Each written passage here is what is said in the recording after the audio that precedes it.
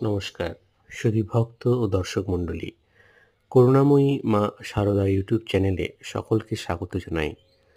আমরা এখন দেখছি দক্ষিণেশ্বর শ্রী সারদা মঠে হোলিকা দহন বা ন্যাড়া পড়ার কিছু অপূর্ব মুহূর্ত, যেটি আমরা সবাই জানি। হোলির আগের দিন অর্থাৎ দোল পূর্ণিমার আগের দিন রাত্রে এটি করা হয়। রামকৃষ্ণ মঠ ও মিশন বেলুড় মঠ সহ রামকৃষ্ণ মিশনের বিভিন্ন শাখা কেন্দ্রে এটি পালন করা হয়।